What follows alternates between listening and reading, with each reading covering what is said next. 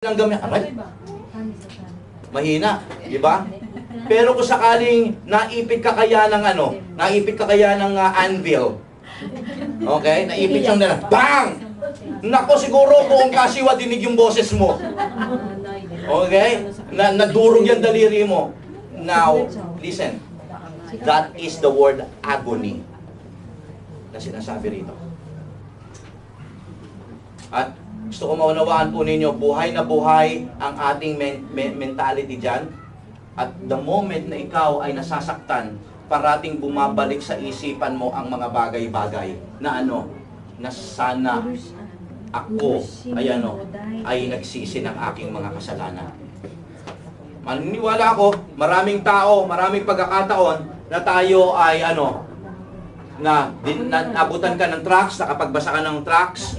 May mga taong ginamit ng Panginoon para sharean ka ng salita ng Diyos. Maaari nakapanood ka ng television at narinig mo yung mensahe na ikaw ay inaanyayahan para tumanggap sa Panginoon Jesucristo, na ibigay mo ang iyong buhay. But all of those things you rejected. And every moment na nararanasan mo yon, sinisisi mo ang iyong sarili. Bakit? Bakit hindi ko ginawa? Diba? Sana nagsisi na ako. Sana nung araw na yun, wala sana ako nito. Hindi na sana ako sumisigaw ngayon. Hindi sana ako nahihirapan ngayong araw na ito. Ngayong panahon na ito. Ngayong sitwasyon na ito. How tormenting it is, my friends. Sa tuwing naaalala mo, yung mga pagkakataon, yung mga chance, na sana ginawa ko na. Mga kaibigan, mga kapatid, ngayon ay may panahon ka pa. This is the chance that I am telling you in this story. That's the first question pa lang yan. What about the second question? Na dapat sana tinanong niya. Pero hindi niya siya nagtanong. Ang kanyang tanong is, why is Lazarus there in heaven? Bakit siya nandoon? Ako nandito, ba't siya nandoon? Hindi niya tinanong. Because he understand. Naniniwala ako, mga kapatid ko, na hindi siya pinalampas ni Lazarus nung nandoon sila sa lupa. At maaari siguro, nabutan pa niya si Lazarus ng mga ilanay niyang pagkain. Okay? Nakita niya si Lazarus na nandoon. Kasi kilala niya si Lazarus eh. He named Lazarus by name. He called him by name. Why is Lazarus? Ginamit niya yung pangalan, so kilala niya. So obviously, they have this acquaintance. Kilala nila ang isa't isa. At malinaw, mga kapatid ko, itong si mayamang lalaki na ito ay hindi po siya napalampas ni Lazarus. Obviously, itong si Lazarus ay isang mananampalataya. Bagamat siya'y pulubi, bagamat siya'y tapos sa kanyang pamumuhay, pero purihin ang Panginoon. Hallelujah! Alam niyo kung bakit? We are serving a God who is no respecter of any person. Na kahit ano ka pa man, kahit na wala kang kakayanan, kahit hindi ka nakapag-aral, kahit ano man ang estado mo sa buhay, ikaw ay pwede pa ring mahalin at abutin at iligtas ng ating Panginoong Diyos. Kaya wag mong mamalitin ang iyong sarili. Amen?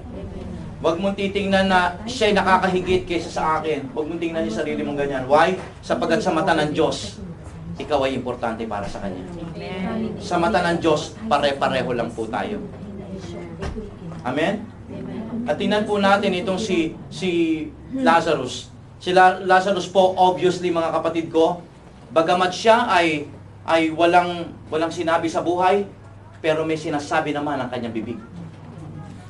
Ang kanyang mga labi nagsasabi ng tungkol sa kaligtasan, mabuting balita ni Jesucristo. Kaya obviously, bakit saan nalaman ni itong mayaman lalaki tungkol sa kaligtasan at tungkol sa repentance? Sige nga. Paano niya nalaman ang repentance ay importante para hindi ka makapasok sa impyerno? Obviously, kay Lazarus.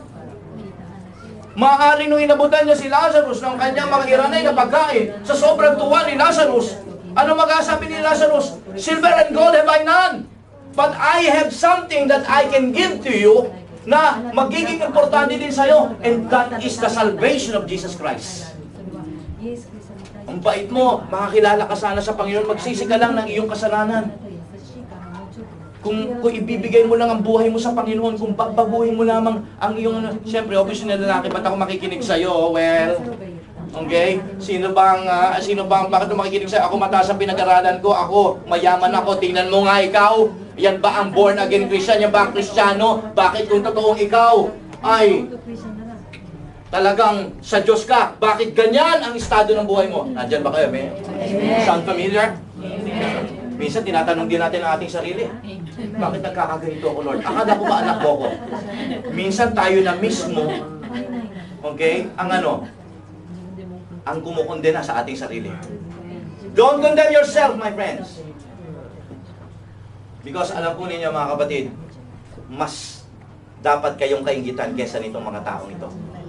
They don't have price. Ikaw ay kaingit-inggit. They don't have price. Do not condemn yourself. Why? Because you have Christ in your life. Do not condemn yourself. Pinun po natin itong lalaking ito, hindi niya tinanong si Amang Abraham bakit siya naroon. Sabi po nga sa verse 20, verse 25, chapter 16 ng Lucas. Sabi po niya rito, nagsalita po rito si Amang Abraham, sabi niya ganoon. But Abraham replied, "Son, remember that in your lifetime you receive your good things. You receive your good things, while Lazarus received bad things. But now he is comforted here, and you are in agony." Wow. Kita po natin, sabi ko nga po sa inyo, these are the horrors of hell. The horrors of hell is not about the pain, it's the memory. It's the memory. Sa totoo lang. Okay? At ang matindi pa rito, mga kapatid ko, okay, ang ano rito, hindi lamang po ito place of torment. This is a place of torture. Alam po ninyo kung paano ka to-torturein dito? Imagine niyo na lang na ang taong ito, o sabihin natin ikaw ay nasa impyerno. Okay? Tapos nakikita mo yung kabila, paraiso. Hindi ba torturing yun? I mean, ikaw ay, tingnan po ninyo yung lalaki. Tingnan niyo yung mayaman lalaki. His request was what?